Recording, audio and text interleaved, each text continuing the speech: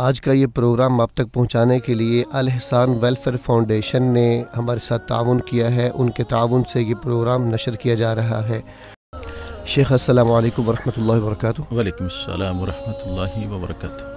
کیسے شیخ آپ؟ خیریت سے؟ الحمدللہ. بڑی خوشی ہو رہی ہے آپ ہمارے اسٹوڈیو میں تشریف لائیں. اللہ آپ کو جزائے خیر دے اور آپ کے لیے ڈھیر ساری اللہ آپ کو عزتیں دے. آمین ثم آمین. شیخ کیسا وقت گزرا ہے؟ رمضان کیسا گزرا؟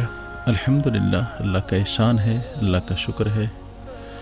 بس اللہ سے دعا ہے کہ اللہ تعالی ہمیں زیادہ سے زیادہ توفیق دے، جو بقیہ ایام ہیں ان سے صحیح معنوں میں مستفید ہونے کی. آمین. شیخ ہمارے شہر میں اور بھی بہت سے شیوخ ہیں، علماء کرام ہیں. اللہ تعالیٰ نے ان میں سے آپ کا انتخاب کیا. آپ حضور صلی اللہ علیہ وسلم کے اس شہر جس میں آپ فرمایا کرتے تھے یہ لوگ مجھے یہاں سے نہ نکالتے تو میں کبھی یہاں سے نہ جاتا، مکہ المکرمہ میں آپ علم کے حصول کے لیے آپ تشریف لے گئے. تو یہ کس سال آپ تشریف لے گئے اور آپ کیا سمجھتے ہیں یہ اللہ تعالیٰ کی طرف سے کتنی بڑی سعادت تھی آپ کے لیے؟ یہ جی میری سعادتوں میں سے سعادت عظمیٰ سے کم نہیں ہے. یہ اللہ تعالیٰ کا بڑا احسان، شکر، فضل، مہربانی تھی. میں تمنا کیا کرتا تھا کہ اللہ تعالیٰ مجھے بھی توفیق دے میں مدینہ طیبہ میں یا پھر مکہ المکرمہ میں تعلیم حاصل کروں. الحمدللہ اللہ رب العزت نے مجھے توفیق دے دی. اس کا احسان ہوا. 2013 کے وسط میں میرا ایڈمیشن ہوا. 2013 اور 14 اور 15 کے وسط میں پھر الحمدللہ یہ دورانیہ اس کا ہوتا ہے. تقریباً 18 منتھ ہوتے ہیں جن کو ہم 2 سال بھی کہہ دیتے ہیں. تو یہ اللہ کا احسان تھا، شکر تھا. بچپن میں ایک مجھے خواب آیا تھا جس خواب کی تعبیر یہ تھی کہ اللہ تعالیٰ مجھے شیخ سدیس حافظہ اللہ سے کچھ حاصل کرنے کی توفیق دے گا. تو خوابوں کی تعبیر کے حوالے سے مجھے شوق تھا اور میرے ایک استاد تھے حافظ اسماعیل الخطیب رحمہ اللہ، جن سے میں نے خوابوں کی تعبیر کا علم سیکھا.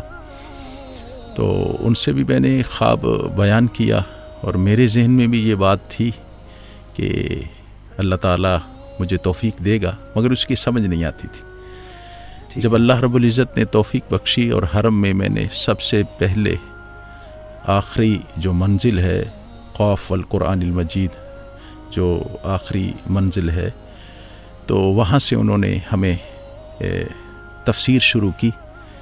تو مقام ابراہیم کے سامنے، تو اس وقت فٹ میرے ذہن میں وہ خواب، اس کی تعبیر آ گئی کہ میں تو سوچا کرتا تھا کہ اس کی تعبیر یہ کیسے ہو سکتا ہے ممکن، مگر وہ فعال لما یرید ہے. وہ تو بس اس کی توفیق اور اس کی مہربانی ہے کہ میں وہاں پہنچا اور پڑھا. الحمدللہ شیخ سدیس حافظہ اللہ سے میں نے حدیث اور تفسیر کا علم میں نے ان سے حاصل کیا ہے.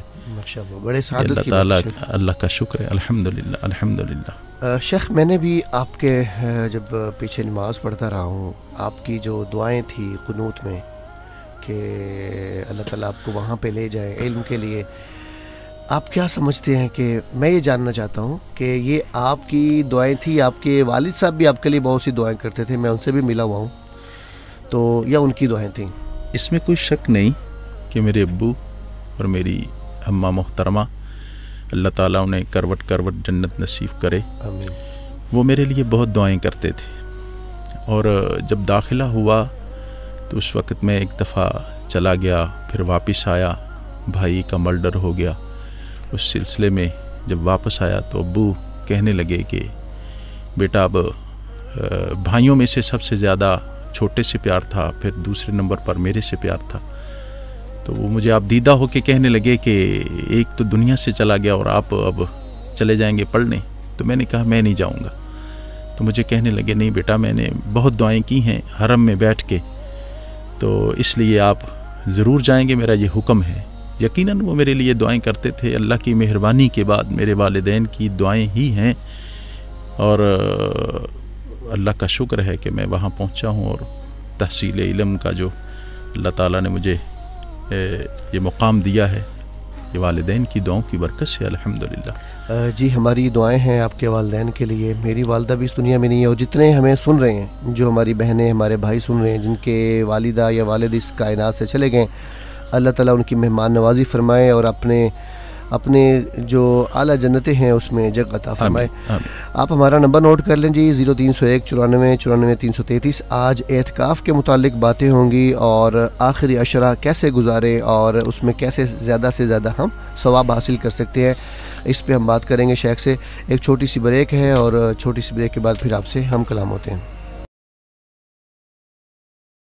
جی محترم سامعین السلام علیکم، ایک بار پھر آپ کو خوش آمدید کہتے ہیں. شیخ میرا پہلا سوال آپ سے یہ ہے کہ رمضان المبارک میں پورا مہینہ ہی برکتوں والا، رحمتوں والا ہے، تو آخری عشرہ قریب ہے، تو جو عام مسلمان ہے اس مسلمان کو جیسے پہلے عبادت کر رہا ہے آخری عشرہ میں بھی ویسے ہی کرتے رہنا چاہیے یا کچھ طبیعت میں عمل میں تبدیلی آنی چاہیے؟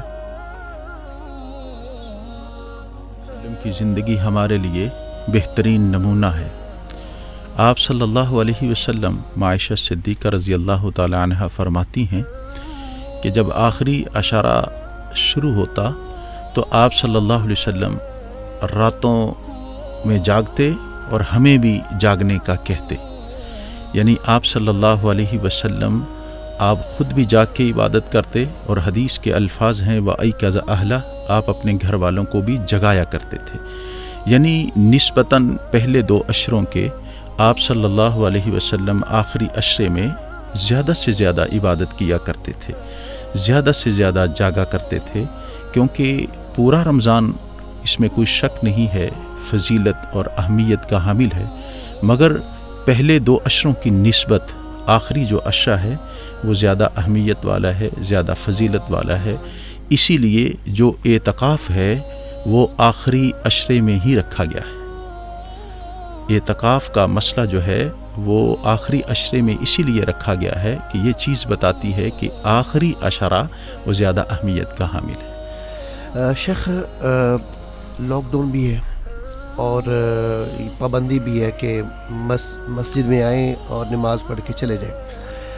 ایک تو ان دنوں کے حوالے سے، دوسرا عام روٹین کے حوالے سے اگر ہم جاننا چاہیں کہ عبادت جو ہے رمضان المبارک کی، جو کہا گیا رات کو جاگنا چاہیے اور گھر والوں کو جگانا چاہیے، یہ مسجد میں بیٹھ کے زیادہ اس کی اہمیت ہے یا گھر میں بھی ہم بیٹھ کے اللہ کی عبادت میں مشغول رہ سکتے ہیں؟ دیکھیں جی، جس کو ہم اعتکاف کہتے ہیں، جو رسول اللہ صلی اللہ علیہ وسلم نے جس کا اہتمام کیا ہے، جیسا کہ عائشہ صدیقہ رضی اللہ تعالیٰ عنہ فرماتی ہیں، کان رسول اللہ صلی اللہ علیہ وسلم یعتکف العشر الاواخر، کہ آپ آخری عشرے کا اعتکاف کیا کرتے تھے. تو اس اعتکاف کے حوالے سے آپ وہ اعتکاف مسجد میں ہی کیا کرتے تھے. عام عبادت جو ہے وہ آپ گھر میں کر سکتے ہیں. گھر میں نوافل پڑھنا افضل ہے، آپ نوافل پڑھ سکتے ہیں، نماز تسبیح وہ پڑھ سکتے ہیں، قرآن پاک کی تلاوت کر سکتے ہیں، لیکن اعتکاف کا نام اس کو آپ نہیں دے سکتے، کیونکہ اس کی نص موجود ہے. اللہ رب العزت قرآن پاک میں فرماتے ہیں اعوذ باللہ من الشیطان الرجیم ولا تباشروہن وانتم عاکفون فی المساجد. یہاں محدثین نے، بالخصوص امام بخاری رحمہ اللہ نے، یہ وَأَنْتُمْ عَاكِفُونَ فِي الْمَسَاجِدِ کے تحت ہی یہ کہا ہے کہ عورت بھی اگر اعتکاف کرے تو وہ مسجد میں ہی کرے، گھر میں اعتکاف نہیں کر سکتی. رہی بات عام عبادت کی، تو وہ عام عبادت آپ گھر میں کر سکتے ہیں، اس میں کوئی حرج نہیں ہے، آپ گھر میں کریں. ٹھیک ہے شیخ. اعتکاف، چونکہ ابھی اعتکاف ہم لوگوں نے کرنا ہے، تو ایک کالر ہمارے ساتھ موجود ہے. السلام علیکم جی، کون اور کہاں سے؟ کوچے نہ گل کرانا ذرا.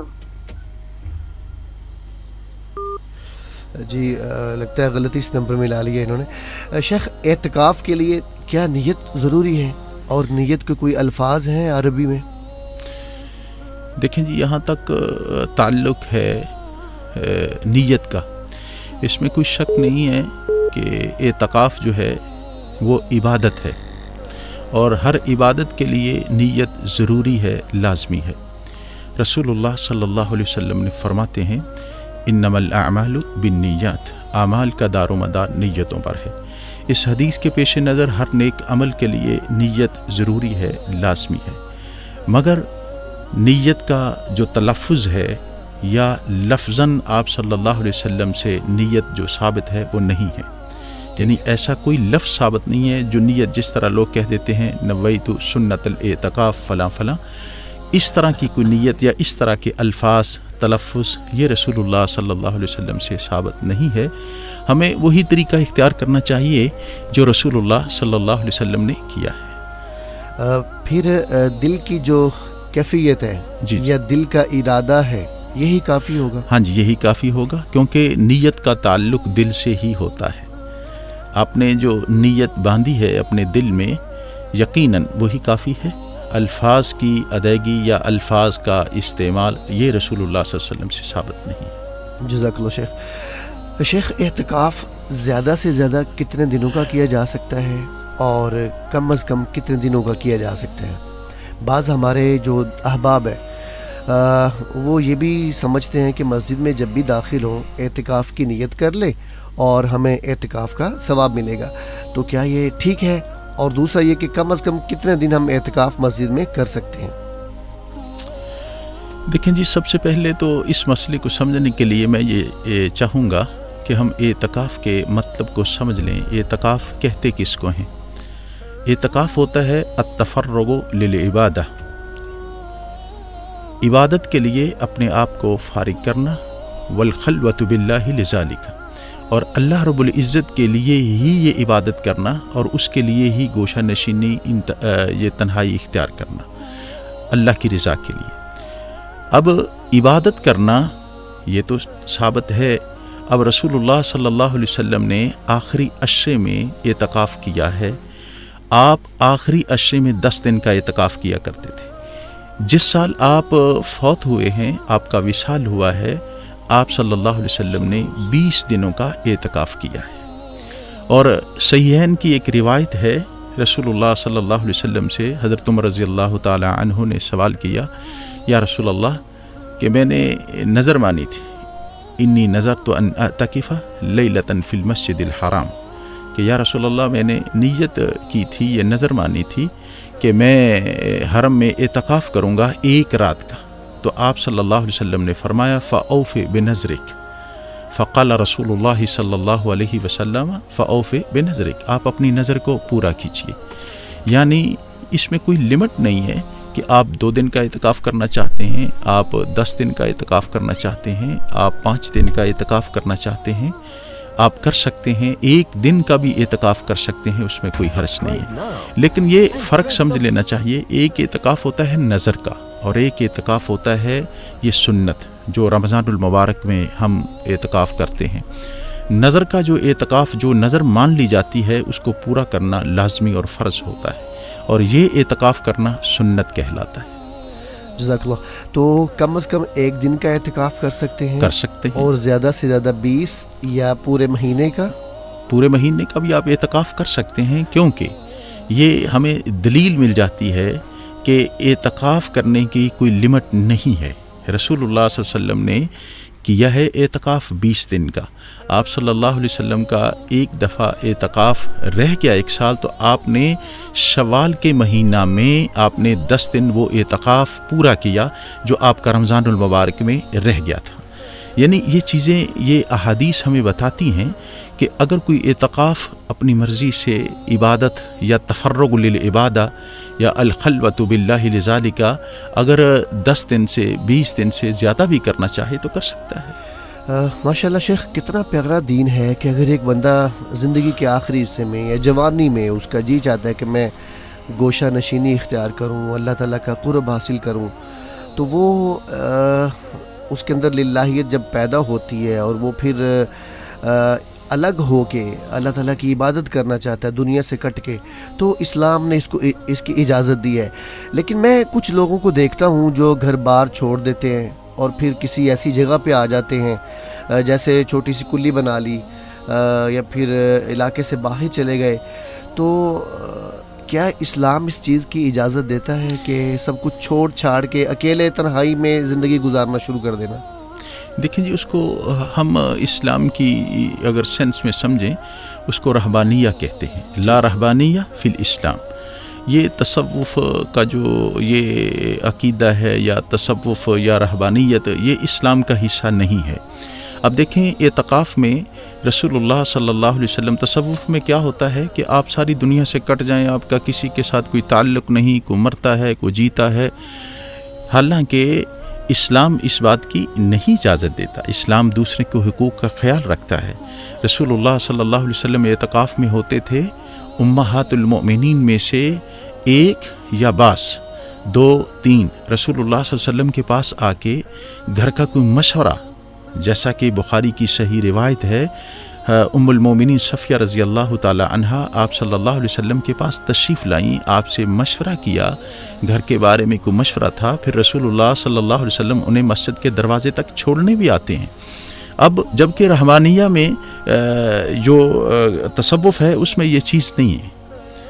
یہاں تو یہ ہے کہ بھائی آپ اللہ کی عبادت کریں، آپ اللہ کے لیے عبادت کرنے کے لیے الگ ہو جائیں، مگر اپنی ضرورت کے پیش نظر یا گھر والوں کو کوئی ضرورت ہے، وہ آپ سے ملنا چاہتا ہے تو وہ مل بھی سکتا ہے، اس میں کوئی حرج نہیں ہے۔ یعنی کہ تاحیات گوشہ نشینی اختیار کرنا اور دنیا میں ہر کسی سے کٹ جانا، اپنی فیملی سے، اپنی بیوی بچوں سے، تو اسلام اس طرح کی عبادت ناپسند کرتا ہے، اس کی اجازت نہیں دیتا۔ محترم سامعین، ہمارا نمبر نوٹ کر لیں، 0301 94 94 333۔ اس میں آپ کال کر سکتے ہیں، میسج کر سکتے ہیں، آپ ہمارے ساتھ شامل ہو سکتے ہیں۔ اعتکاف کے متعلق، آخری عشرہ کے متعلق آپ کو کوئی سوال ہو، شیخ صاحب سے آپ سوال کر سکتے ہیں۔ ایک چھوٹی سی بریک ہے اور عائزہ، آپ کے بچے نے 5ویں کلاس پاس کر لی ہے، اب اس کا داخلہ کہاں کروانا ہے؟ ندا، میں اپنے بچوں کو دنیاوی تعلیم کے ساتھ ساتھ دینی تعلیم بھی دلوانا چاہتی ہوں، اس کے لیے لاہور کے کسی اچھے اسکول کا انتخاب کریں گے۔ عائزہ، اب آپ کو لاہور جانے کی ضرورت نہیں، قصور شہر میں اپنی نوعیت کا منفرد ادارہ الانصار انٹرنیشنل اسکول قصور کیمپس، جس میں دین و دنیا کی تعلیم ایک ساتھ، حفظ قرآن، مڈل میں پرائمری پاس لڑکے اور لڑکیوں کے لیے داخلے جاری ہیں۔ اپنے نونہالوں کو جدید علم و فنون سے ضرور آراستہ کریں، مگر اسلامی اقدار اور دینی تعلیم سے محروم مت رکھیں۔ ایڈریس: چوک نور محل بالمقابل PSO pump Kasur. Phone number 0303 56 17 117۔ سامعین، ایک بار آپ کو پھر خوش آمدید کہتے ہیں۔ آپ ہمارے پروگرام میں کال کر کے، میسج کر کے شامل ہو سکتے ہیں۔ ہمارا نمبر نوٹ کر لیجئے، 0301 94 94 333۔ اس پہ آپ ہمیں کال کر سکتے ہیں، میسج کر کے آپ ہمارے ساتھ شامل ہو سکتے ہیں۔ میں سامعین آپ کو یہ بتاتا چلوں کہ ہمارے شیخ ہارون الرشید صاحب خوابوں کی تعبیر کے بارے میں اللہ تعالیٰ نے ان کو علم سے نوازا ہوا ہے۔ اگر آپ کو کوئی خواب ہے جس کی آپ تعبیر جاننا چاہتے ہیں تو وہ بھی آپ ہم سے سوال کر کے اپنی خواب کی تعبیر جان سکتے ہیں۔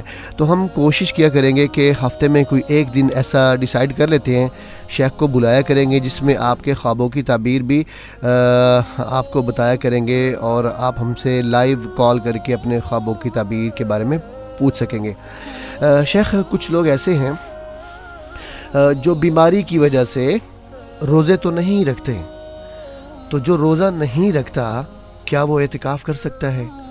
اور کچھ لوگ بیماری نہیں ہے، انہیں روزہ رکھنا چاہیے لیکن سستی کی وجہ سے روزے چھوڑ دیتے ہیں، تو ایک بندہ جو روزے نہیں رکھتا کیا وہ اعتکاف کر سکتا ہے؟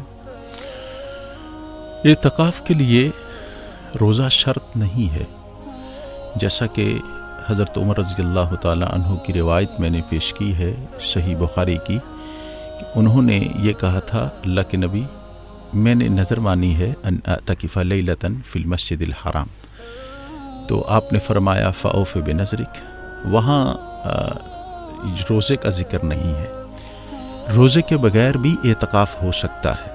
ایک آدمی ہے، وہ یہ چاہتا ہے کہ میں بیمار ہوں، میں نے اپنا فدیہ بھی دے دیا ہے کیونکہ میں دائمی مریض ہوں، اب میں تفرغ للعبادہ، الگ ہو کے میں اللہ کی عبادت کرنا چاہتا ہوں، تو وہ ایسا کر سکتا ہے، اس میں روزہ نہ بھی رکھے، کوئی حرج نہیں ہے۔ روزہ شرط نہیں ہے، افضل ہے رکھنا۔ اعتکاف میں روزہ رکھنا افضل ہے، شرط نہیں ہے، یعنی اس کے بغیر یہ نہیں ہے کہ اعتکاف ہوتا ہی نہیں ہے۔ اور جو لوگ روزہ نہیں رکھتے جان بوجھ کے، ان کے لیے تو بہت بڑی وعید ہے.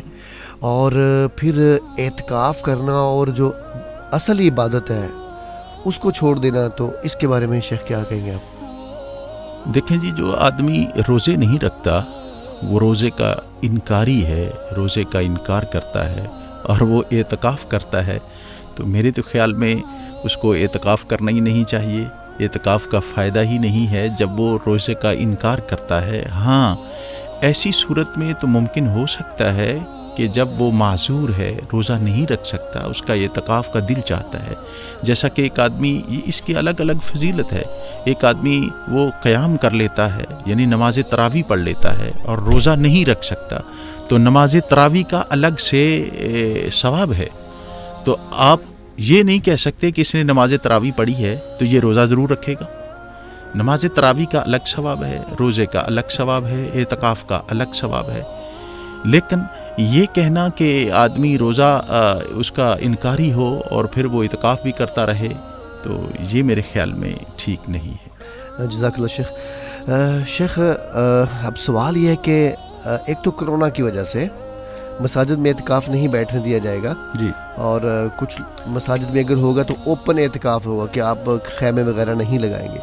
اب کچھ مسلمان گھروں میں اعتکاف بیٹھنا چاہتے ہیں، تو کیا اس کنڈیشن میں، ان حالات میں یہ جائز ہوگا کہ وہ گھر میں گوشہ نشینی اختیار کر لیں؟ دیکھیں جی، کچھ عبادات ہیں جن کے بارے میں اجازت کی کوئی دلیل موجود نہیں ہے. اب یہاں علماء نے جو یہ کہا ہے کہ عورتیں بھی اعتکاف مساجد میں کریں، اگر مساجد میں انتظام نہیں ہے تو وہ نہ کریں، ٹھیک ہے، کیونکہ یہ سنت ہے.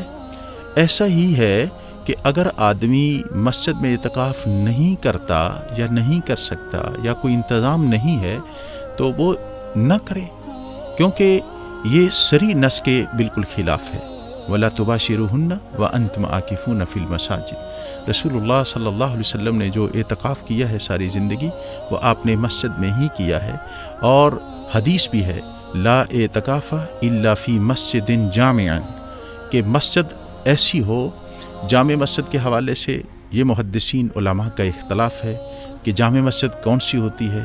کیا وہ ہے کہ التی تقام فیہ الجماع، جس میں جماعت کا اہتمام ہوتا ہے؟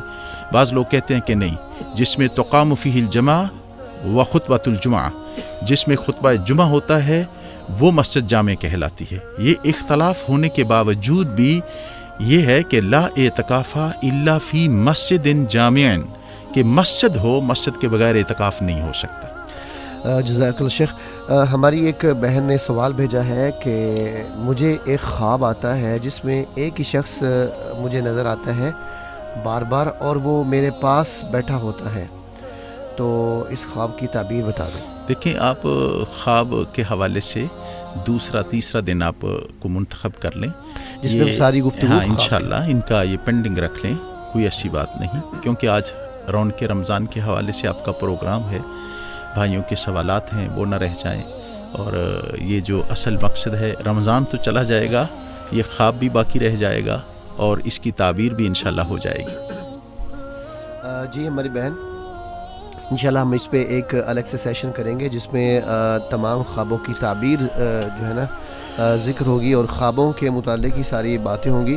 اور پھر اس میں شیخ صاحب پہلے بتا دیں گے کس طرح کے خواب اور کس وقت کے خواب سچے ہوتے ہیں اور کس طرح کے خوابوں کی تعبیر ہمیں پوچھ لینی چاہیے اور کس طرح کے خوابوں کی تعبیر ہمیں جان لینی چاہیے.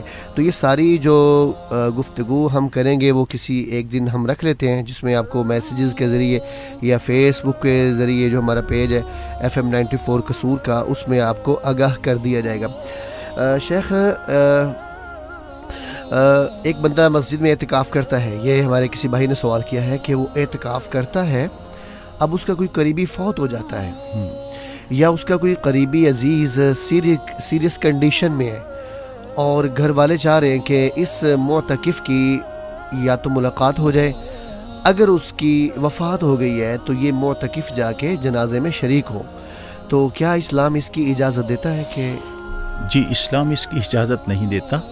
آدمی جنازے میں شرکت کرنے کے لیے مسجد سے باہر نہیں آ سکتا. اعتکاف کی حالت میں اعتکاف کے متعلقہ امور اور اپنے متعلقہ امور مثلاً اس کا کھانا لانے والا کوئی نہیں ہے تو وہ گھر جا کے کھانا کھا سکتا ہے. قضائے حاجت کے لیے اس نے جانا ہے، مسجد میں انتظام نہیں ہے تو وہ مسجد سے نکل سکتا ہے. یعنی اس کے اعتکاف کے متعلقہ جو امور ہیں ان کے متعلق ہی مسجد سے نکلنا اور مسجد میں رہنا. اس کے علاوہ جنازے میں شرکت کرنا، بیمار کو پوچھنا، اس کی کوئی دلیل نہیں ہے، نہیں جانا چاہیے. جزاک اللہ شیخ. محترم سامعین، آپ سن رہے ہیں FM 94، یہ آواز ہے FM 94 قصور کی، اور آپ ہمارا نمبر نوٹ کر لیں 0301 94 94 333. اس پہ آپ میسیج یا کال کر کے اپنے اعتکاف کے متعلق یا آخری عشرہ رمضان المبارک کے متعلق کوئی بھی سوال ہو آپ ہم سے کر سکتے ہیں.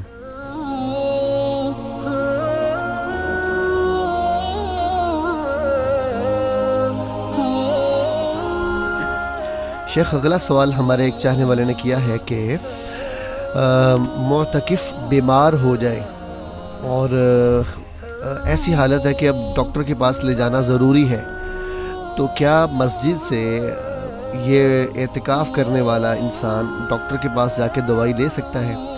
مجھے یاد ہے جب ہم چھوٹے چھوٹے ہوتے تھے تو جیسے ابھی آپ ارشاد فرما رہے تھے کہ قضائے حاجت کے لیے بندہ جا سکتا ہے، تو ہمارے گاؤں میں وہ نہیں ہوتا تھا انتظام، تو وہ جو معتکف صاحب ہوتے تھے وہ اپنے چہرے کو ڈھانپ کے عائشہ کی نماز کے بعد چھپا کے وہ جایا کرتے تھے. تو کیا ضرورت کے تھا جیسے بیمار ہے اور ڈاکٹر کے پاس جانا ہے تو اس طرح چہرہ چھپا کے، اور اس کی اجازت ہے یا ڈاکٹر کو مسجد میں لانا پڑے گا؟ دیکھیں، معتکف جو ہے اس کے چہرے چھپانے کا جہاں تک تعلق ہے، رسول اللہ صلی اللہ علیہ وسلم آپ اعتکاف کرتے تھے، معتکف ہوتے تھے، آپ خطبہ بھی دیتے تھے، نماز بھی پڑھاتے تھے. اور صحیح بخاری کی روایت ہے، عائشہ صدیقہ رضی اللہ تعالیٰ عنہ فرماتے ہیں آپ کھڑکی سے، ونڈو سے آپ اپنے سر کو میری طرف کرتے، میں آپ کے سر کو تیل لگاتی، کنگھی کرتی. یعنی یہ پردے والی بات اس کا تو تعلق ہی نہیں ہے. رہا مسئلہ یہ کہ آدمی بیمار ہو، کیا وہ ڈاکٹر کے پاس جا سکتا ہے؟ نہیں. ڈاکٹر مسجد میں آ کے اس کا ٹریٹمنٹ کرے. اگر وہ اس قدر بیمار ہے وہ اپنے اعتکاف کو چھوڑ دے. وہ اپنے اعتکاف کو چھوڑ کے دوسرے دنوں میں، جیسا کہ رسول اللہ صلی اللہ علیہ وسلم کا اعتکاف ایک دفعہ رہ گیا، میں نے جیسے ذکر کیا ہے، تو آپ نے شوال میں اعتکاف کر لیا. آپ بیمار ہو گئے ہیں، جتنے دن آپ کا اعتکاف ہو چکا ہے ہو چکا، باقی جو دن رہ گئے ہیں بچ گئے ہیں، آپ وہ شوال میں اعتکاف کر لیں. اللہ اکبر. یعنی اعتکاف وہیں مکمل کر دیں کہ آپ کو لگتا ہے سیریس کنڈیشن ہے، جی آپ اعتکاف کی نیت وہیں مکمل کریں. ہاں. اور وہاں سے ڈاکٹر کے پاس جائیں، اپنا علاج معالجہ کروائیں، اور جو دن باقی تھے جو نیت کی تھی وہ دوسرے کسی دن میں وہ اعتکاف کو مکمل کریں. اعتکاف کو مکمل کریں. جزاک اللہ شیخ. شیخ کتنا پیارا دین ہے. یعنی کہ جب بھی جیسے انسان کی بیماری بڑھ جاتی ہے یا حالات بدل جاتے ہیں تو احکامات بھی بدل جاتے ہیں. دیکھیں، اللہ تعالیٰ فرماتے ہیں لا یکلف اللہ نفسا الا وسعها.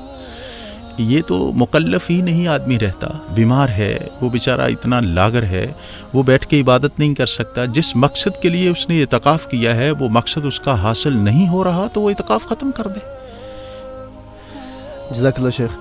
شیخ جیسے بھی آپ فرما رہے تھے کہ حضرت محمد رسول اللہ صلی اللہ علیہ وسلم کھڑکی سے سر کو ایسے پاس رکھتے تو اما عائشہ صدیقہ رضی اللہ عنہ آپ کے سر مبارک میں کنگھی فرمایا کرتی تھی، تیل بھی لگا دیا، مالش وغیرہ کیا کرتی تھی.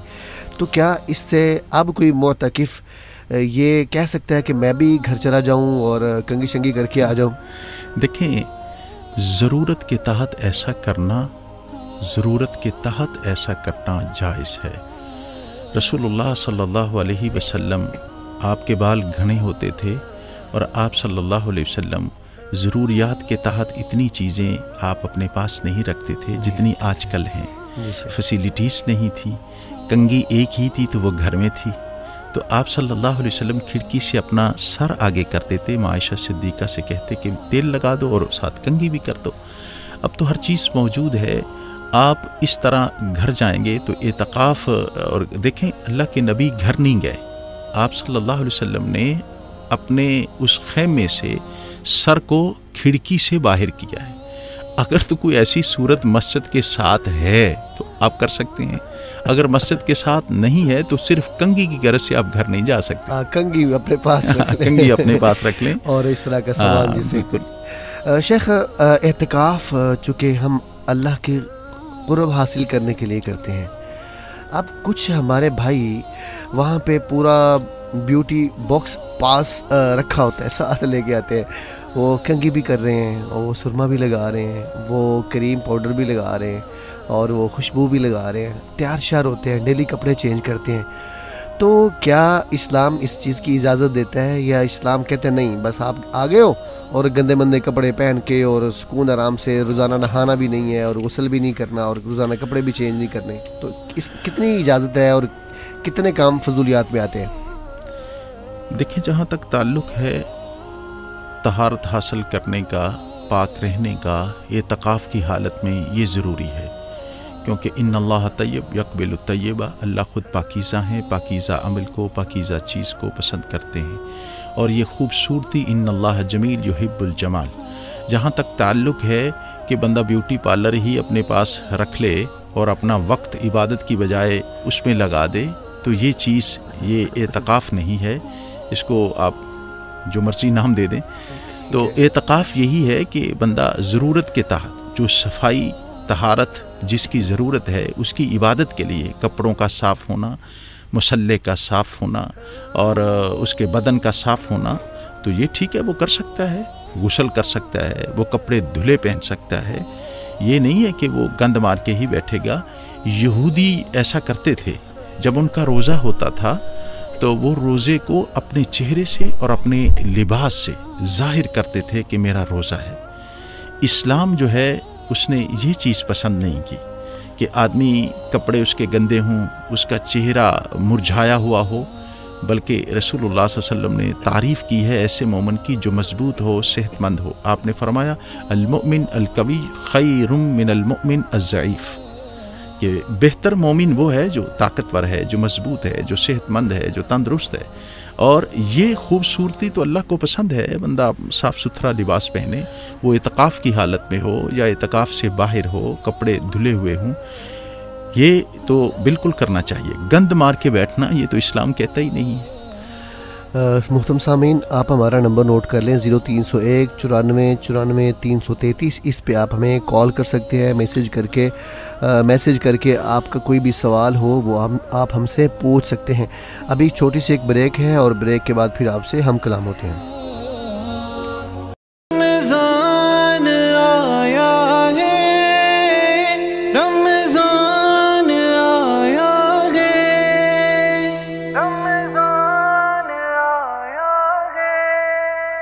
رمضان جگانے آیا ہے، رحماں سے ملانے آیا ہے، غفلت سے مسلمان جاگ ذرا، پیغام سنانے آیا ہے، غفلت سے مسلمان جاگ ذرا، پیغام سنانے محبت عقبہ سے بے رغبت ہو جا دنیا سے، ہے دل میں بسا جو برسوں سے۔ السلام علیکم جی، کون کہاں سے بات کر رہے ہیں؟ میں سر قصور سے بات کر رہا ہوں۔ میں نے قبرستان کے بارے میں پوچھا تھا، یہ اپنا گھر کھودنا اس کی کتنی بڑی فضیلت ہے اور یہ ہر کسی کو شوق پڑ جائے، اس کے بارے میں سوال کیا تھا۔ ہاں جی، غلام رسول صاحب نند کے تکیے سے بات کر رہے ہیں آپ؟ جی سر جی کیسے ہیں آپ؟ اللہ پاک کا احسان ہے، آپ کی دعا ہے۔ جی شیخ صاحب سے میں ابھی پوچھ لیتا ہوں کہ جو ہم قبر بناتے ہیں یا کسی کے لیے قبر کھودتے ہیں، اس کی فضیلت کیا ہے؟ تو اس پر ہم بات کرتے ہیں تھوڑی دیر کے بعد، ابھی چھوٹی سی بریک ہے۔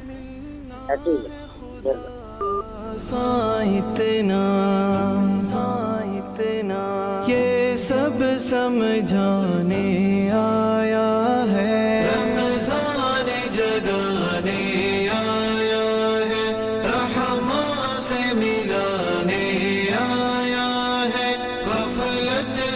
मुसलमान जाग जरा, पैगाम सुनाने आया है। रख सजदे सर बस रोना है, सोना है। ना रमज़ान में अब सोना है, सोना है। रब से होने का अस्सलाम वालेकुम जी, कौन कहाँ से कॉल कर रहे हैं? मैं भाईजान कैलो से बात कर रहा हूँ। जी बेटे फरमाइए, क्या जानना चाह रहे हैं शेख साहब से? मैं इत्काफ के हवाले से बात करना चाहता हूँ कि इत्काफ घर में क्यों नहीं औरतें रख सकती? आप इत्काफ के मुतालिक जानना चाहते हैं कि ख़वातीन घर में इत्काफ क्यों नहीं कर सकती? हाँ जी। इसमें हिकमत क्या है? जी हाँ जी। शेख साहब से आपका सवाल लेते हैं जी। देखें, रसूलुल्लाह सल्लल्लाहु अलैहि वसल्लम की अज़वाज मुतहरात जो एतकाफ़ किया करती थीं, वो आपके ज़माना में भी मस्जिद में और आपके ज़माने के बाद यानी आपके विसाल के बाद भी मस्जिद में ही किया करती थी। मस्जिद में ही एतकाफ़ कर सकता है क्योंकि इसकी नस मौजूद है, वला तुबाशिरुहुन्ना व अंतुम आकिफूना फिल मसाजिद। यहाँ मसाजिद इमाम बुखारी रहमहुल्लाह ने इस आयत के ज़िमन में जितनी भी अहादीस ज़िक्र की हैं, उनका मकसद यही है कि औरत भी एतकाफ़ करे तो वो मस्जिद में ही करे। अगर मस्जिद में एतकाफ़ मुमकिन नहीं है, इंतज़ाम नहीं है, तो वो ना करे, वो बाकी इबादत में मशगूल रहें। हाँ, बाकी इबादत कर ले, कुरान पाक की तिलावत कर ले, नवाफिल पढ़ ले, नमाज तस्बीह पढ़ ले, दुआएं करे, अस्कार करे। लेकिन एतकाफ़ जो है, जिस एतकाफ़ को सुन्नत कहा गया है और जिस एतकाफ़ का कुरान और हदीस में ज़िक्र है, वो मस्जिद में ही करना होगा। जज़ाकल्लाह शेख, कोई गुंजाइश निकलती है चूँकि बाज़ इलाकों में मसाजिद में इंतज़ामात ही नहीं हैं और उन्होंने मसाजिद में इंतज़ामात बिल्कुल नहीं किए, वहाँ तो जुमा के लिए भी ख़वातीन नहीं जाती, तो क्या ऐसे हालात में कोई गुंजाइश निकलती इस्लाम में? देखें, इस्लाम में गुंजाइश, मैंने पहले भी कहा है, जवाज़ की भी कोई ना कोई दलील होती है। अब यहाँ जवाज़ की भी कोई दलील नहीं है। उलमा ने, मुहद्दिसीन ने, शेख इब्न बाज़ रहमहुल्लाह, शेख अलबानी रहमहुल्लाह, या इस तरह की जो लुजना है फतावा, सऊदी अरब के 200 उलमा के जो फतावा जात हैं, उनमें भी यही है। इस कुरान की नस के सामने उनके जवाज़ कोई नहीं चलता कि जब कुरान में है कि एतकाफ़ मस्जिदों में है। इमाम बुखारी रहमहुल्लाह यही तो बताना चाहते हैं कि एतकाफ़ का ताल्लुक़ मस्जिदों के साथ है, जिस एतकाफ़ को रसूलुल्लाह सल्लल्लाहु अलैहि वसल्लम ने किया है। जज़ाकल्लाह शेख, एक हमारे किसी भाई ने सवाल किया है कि गुस्ल का सही तरीक़ा बता दें, तो ये हम कई बार ज़िक्र कर चुके हैं। ये आप ऐसा कीजिए प्लीज़ कि अपने जो मस्जिद के कारी साहब हैं या कोई समझदार बुज़ुर्ग है, उनसे पूछ लीजिए। चूँकि आज एतकाफ़ के मुतालिक सारी बातें हो रही हैं, तो एतकाफ़ के मुतालिक आपको कोई भी सवाल हो तो वो आप हमसे कर सकते हैं। सर, एक किसी बहन ने सवाल किया है कि एक ख़ातून एतकाफ़ कर रही है और उस दौरान मखसूस अय्याम शुरू हो जाते हैं, तो फिर वो क्या करेंगी? देखिए जी, मखसूस अय्याम अगर शुरू हो जाते हैं तो उसका एतकाफ़ जो है वो तो ख़त्म हो जाता है ना, जैसे रोज़ा उसका ख़त्म हो जाता है। अब उसको बाज़ उलमा किराम जो ये कहते हैं कि वो रोज़ा अपना खोल दे, ये अजीब सी बात है। उसका रोज़ा ख़ुद ब खुद टूट गया, वो इबादत से ख़ुद ब खुद आज़ाद हो गई, फ़ारग हो गई। अल्लाह रब्बुल इज़्ज़त ने उसको आज़ाद कर दिया है। ये अल्लाह की तरफ से एक कह लें कि रुखसत है और नरमी है, शफ़क़त है। कि एक आपको बीमारी या फिर तकलीफ़ शुरू हुई है, तो उसके बदले में अब इबादत ख़त्म कर दी। हाँ जी, बिल्कुल। तो आप अपनी तकलीफ़ की तरफ तवज्जो दें और उसको ठीक करें और आराम करें। बिल्कुल, और इबादत से अल्लाह ताला ने टोटल माफ़ी दे दी है। तो ये मेरा ख्याल है ख़वातीन के लिए अल्लाह ताला की तरफ से बड़ी शफ़क़त वाला मामला किया गया कि इबादत उनकी उस वक्त नहीं और वो आराम कर सकते हैं। देखें, अल्लाह ने ही कहा है कुल हुआ अज़न, वो तकलीफ़ है, बाइस से तकलीफ़ है। अब जो तकलीफ़ में औरत होगी वो इबादत किस तरह कर सकती है? शेख, एक कॉलर हमारे साथ मौजूद है। अस्सलाम वालेकुम जी, कौन कहाँ से बात कर रहे हैं? वालेकुम अस्सलाम, मैं मिसेस ठीक बात कर रही हूँ। और मेरा ये सवाल था कि क्या औरत के लिए भी तरावी नमाज पढ़ना ज़रूरी है या उसके पढ़ने के बिना भी वो रोज़ा रख सकती है? جی شیخ، خواتین کے لیے مسجد میں تراویح پڑھنا ضروری ہے یا وہ گھر میں بھی پڑھ سکتی ہیں؟ دیکھیں جی، تراویح مسجد میں پڑھنا یا گھر میں پڑھنا، تراویح کی الگ فضیلت ہے۔ روزہ تراویح کے بغیر بھی ہو جاتا ہے۔ اگر تراویح پڑھیں گی، رسول اللہ صلی اللہ علیہ وسلم نے فرمایا من قام رمضان ایمانا واحتسابا غفر له ما تقدم من ذنبه، من صام رمضان ایمانا واحتسابا غفر له ما تقدم من ذنبه۔ رمضان کی الگ فضیلت ہے، قیام کی الگ فضیلت ہے۔ ایک آدمی قیام کر نہیں سکتا یا آدمی جو ہے سفر میں ہے تو نماز تراویح نہیں پڑھ سکا یا سفر میں نہیں ہے، ویسے اس کو بخار ہے تو وہ روزہ صبح ٹھیک ہو گیا، اب روزہ رکھ لے، اس نے نماز تراویح تو پڑھی نہیں، کوئی حرج نہیں۔ نماز تراویح کے بغیر بھی روزہ ہو جاتا ہے۔ تو عورتوں کا تعلق جہاں تک ہے کہ وہ یہ سوال کریں کہ جی ہم مسجد میں جا کے پڑھیں یا گھر میں پڑھیں، اللہ تعالیٰ نے اگر توفیق دی ہے، مسجد میں انتظام موجود ہے، آپ مسجد میں جا کے پڑھ لیں۔ اگر مسجد میں انتظام موجود نہیں ہے تو آپ اپنے گھر میں پڑھیں، اللہ تعالیٰ آپ کو وہ فضیلت دے گا انشاءاللہ۔ جی آپ بھی کچھ اور پوچھنا چاہتے ہیں شیخ صاحب سے؟ جی وہی انشاءاللہ۔ السلام علیکم۔ جی شیخ صاحب، ایک اور سوال ہے کہ بعض ہمارے نوجوان مسجد میں اعتکاف کرتے ہیں تو اعتکاف کے دوران موبائل یوز کرتے ہیں، تو کیا اسلام اس چیز کی اجازت دیتا ہے کہ وہ مسجد میں بیٹھ کے میسیج بھی کرتے رہیں اور کالز بھی کرتے رہیں اور دنیا سے جیسے پہلے تعلق تھا ویسے بنائے رکھیں؟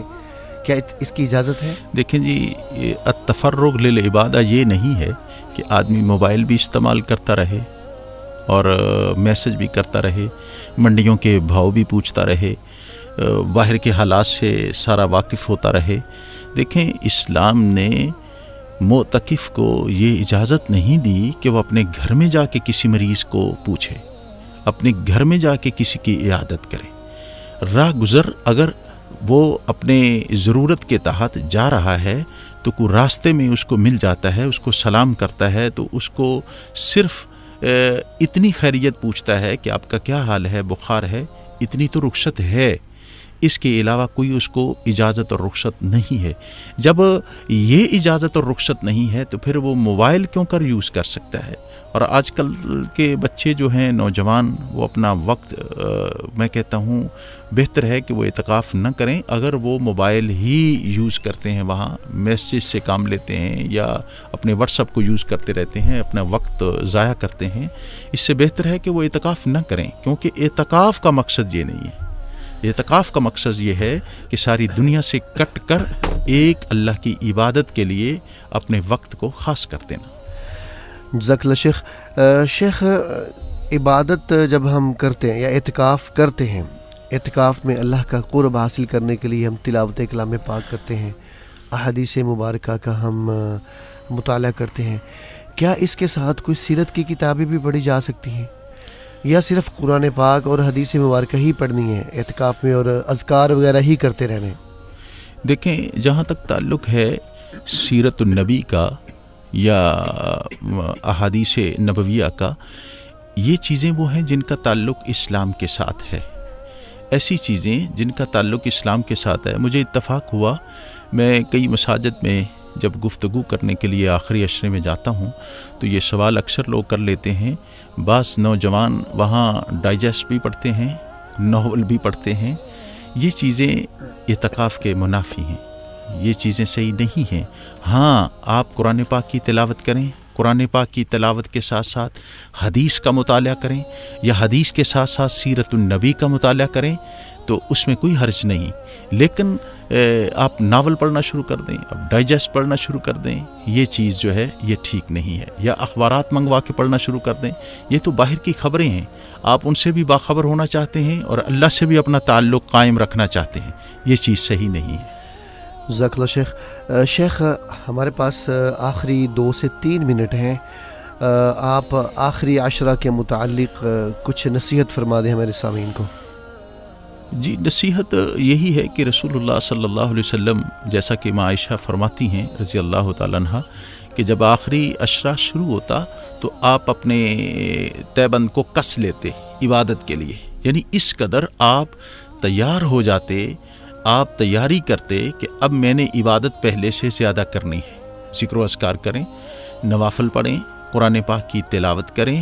آپ اس کا یہ مطلب نہیں ہے سو نہیں آدمی سکتا, آپ کے نفس کا آپ پہ حق ہے, آپ سو سکتے ہیں, آرام کر سکتے ہیں, لا یکلف اللہ نفسا الا وسعہا, لیکن نسبتاً دوسرے پہلے 2 عشروں کی آپ زیادہ سے زیادہ عبادت کریں, زیادہ سے زیادہ ذکر اذکار کریں, قرآن پاک کی تلاوت کریں. ایک کالر ہمارے ساتھ موجود ہے. السلام علیکم. وعلیکم السلام. کون بھائی؟ وہ 94. جی آپ ہی یہ FM 94 سے بات کر رہے ہیں اور آپ نے کال کی ہے رونق رمضان پروگرام میں. آپ کیا جاننا چاہتی ہیں شیخ صاحب سے؟ بھائی میں نے یہ آپ کو کہنا ہے کہ آپ نماز کے بارے میں بتا دیں تو نماز کے ترجمے کے ساتھ کون سی صورت کہاں پڑھنی ہے اور کون سی صورت؟ جی شیخ صاحب ٹھیک ہے, آپ اس پہ بات کرتے ہیں. میرا خیال ہے یہ بہن جاننا چاہ رہی ہیں کہ آپ کچھ اس طرح کا سیشن کریں کہ جس میں نماز ترجمے کے ساتھ ہم لوگوں کو بتا دیں, ایک ورڈ جو ہے نا اس میں ہم اللہ تعالیٰ سے ہم کیسے ہم کلام ہوتے ہیں, کیا کہتے ہیں. تو پیاری بہن اس کے لیے تو ہمیں ایک پورا سیشن چاہیے, پورا 1 گھنٹہ چاہیے, جس میں نماز کے ٹوٹل جو مسائل ہیں جڑے ہوئے, کچھ جائز امور ہیں, کچھ ناجائز امور ہیں جس پہ ہمیں ڈسکس کرنا ہوگی.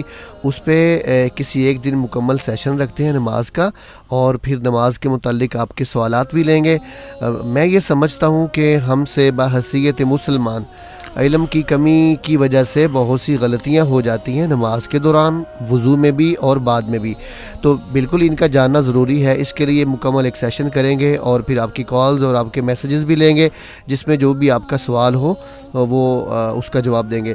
تو سامعین, شیخ صاحب نے نصیحت فرما دی کہ آخری عشرہ ہے, اس میں ہم سب گھر والوں کو خاص طور پہ جیسے حضور صلی اللہ علیہ وسلم اپنی ازواج مطہرات کو بھی ساتھ شامل کیا کرتے تھے عبادات میں.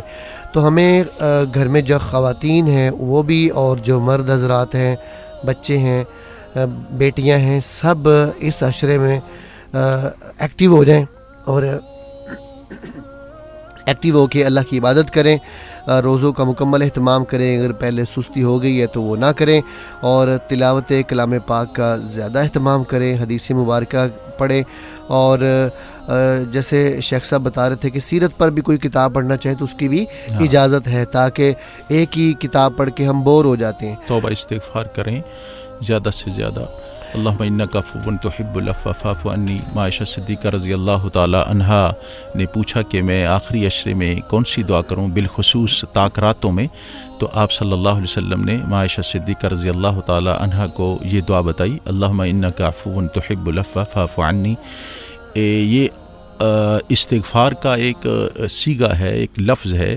اگر آپ اتنی لمبی دعا نہیں کر سکتے, آپ استغفر اللہ ہی کہہ لیں, یہ کافی ہے. استغفر اللہ العظیم من کل ذنب و اتوب الیہ. رب اغفر لی بھی کہہ سکتے ہیں. یہ استغفار کے مختلف صیغے ہیں. ان میں سے ایک صیغہ آپ نے عائشہ صدیقہ رضی اللہ تعالی عنہا کو سکھایا, آپ وہ پڑھ لیں, یا جو آپ کو آسان لگتا ہے استغفر اللہ رب اغفر لی, آپ وہ پڑھ لیں. یعنی کہ آخری عشرہ میں ہمیں استغفار کا زیادہ اہتمام کرنا ہے. جی محترم سامعین, میری بہنیں اور بھائی, کچھ سوالات ابھی آ رہے ہیں. ابھی ہمارا ٹائم مکمل ہو چکا ہے. یہی سوالات آپ کل کر لیجئے گا شیخ صاحب سے, تو انشاءاللہ ان سوالوں کے جوابات آپ کو دیں گے. ہماری دعائیں ہیں جی, اللہ تعالیٰ آپ کو صحت اور سلامتی سے رکھیں, اور جو روزے رکھ چکے ہیں وہ قبول و منظور فرمائے, اور جو تلاوتیں کی ہیں اللہ تعالیٰ اپنی بارگاہ میں قبول فرمائے. اجازت دیجئے آپ اپنے دوست اور اپنے ہوسٹ حافظ محمد صدیق بلوچ کو, اگر زندگی رہی تو اگلے پروگرام میں آپ سے ملاقات ہوگی. السلام علیکم ورحمۃ اللہ وبرکاتہ. رمضان جگہ